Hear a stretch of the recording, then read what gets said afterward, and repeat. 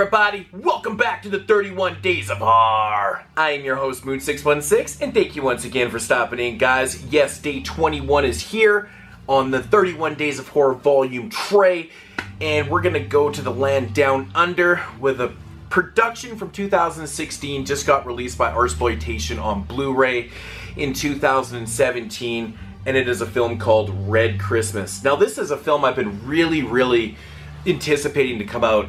If you guys are familiar with my channel, I'm a really big fan of Christmas horror films. I don't know what it is about Christmas horror films, I just have always really enjoyed them. So when I found out that this one was coming out, I was super ecstatic, and of course it's starring my my awesome lady Dee Wallace. I love Dee Wallace.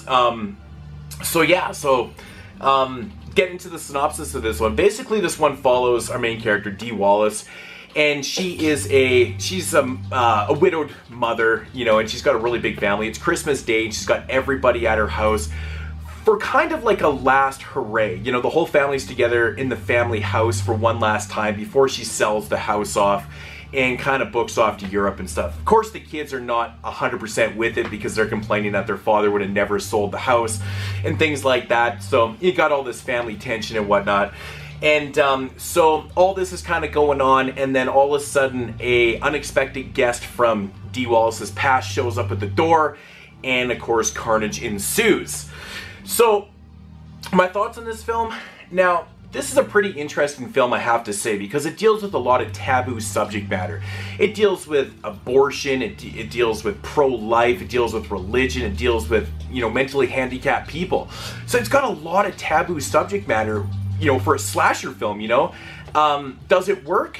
Yeah, I think it actually does work really well. I think the filmmaker, the director here, Craig Anderson, I think he did a really good job with, you know, not exploiting the material, because, you know, I think a lot of these subject matters are very sensitive to a lot of people and can be done poorly if done, you know, not right. Obviously, you know, but sometimes when you're dealing with the subject matter, it just comes off poorly, is what I'm getting at. And I think it was done pretty well in this film. So, you know, at the end of the day, this movie actually is a slasher film. And what do we watch slasher films for? Not necessarily, you know, the mind-blowing narrative or, you know, the plot and stuff. It's more about the kills. It's got a really big body count, I will say that. Are the kills that great? In my opinion, no. I think there's one or two kills in this film that actually do the film a lot of justice. But with that said, you know, for having such a high body count, this film does not deliver great kills whatsoever. I was very disappointed in that. It was such a shame too, because this is an isolated film. It's taking place all in this house, and it's just, there's so much opportunity for awesomeness. But I think they kind of missed the ball on that one. Might be due to, you know, budget constraints. I'm not 100% sure. But it is a very beautiful film. I really like the colors. You can tell it's very influenced by Italian cinema. It's Christmas time, right? So we're getting a lot of greens and reds and, you know, and all those type of colors, man. And it just accentuates the look so well. I love the setting of the film. It looks fantastic. The cinematography for the most part is pretty well done in this film. There is a couple scenes I thought it really failed itself. They were trying some odd angles, some real close-up stuff, some shaky cam and things like that. But it was just a few odd scenes. For most part, in the film, the cinematography looked pretty good, and so I was kind of confused by these odd scenes, why they decided to go that route with the cinematography, because it was very off-putting, actually, to be honest. The acting overall was pretty decent. I thought Dee Wallace did a great job as the mother in this film.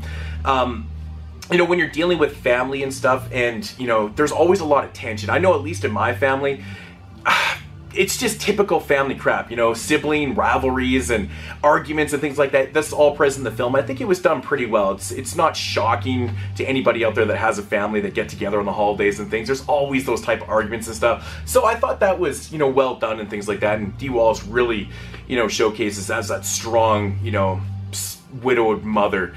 You know, I think she plays the part pretty well in this film.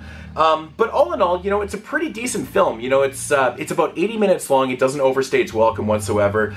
The killer, you know, they actually end up showing the killer in this film, and I was a little bit suspect on that.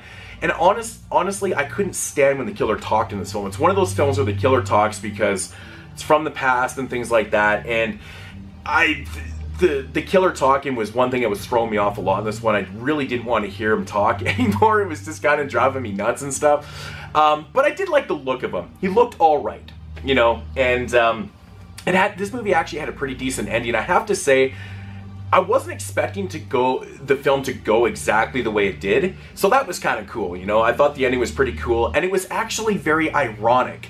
The ending was super ironic, and I kind of like that about the ending.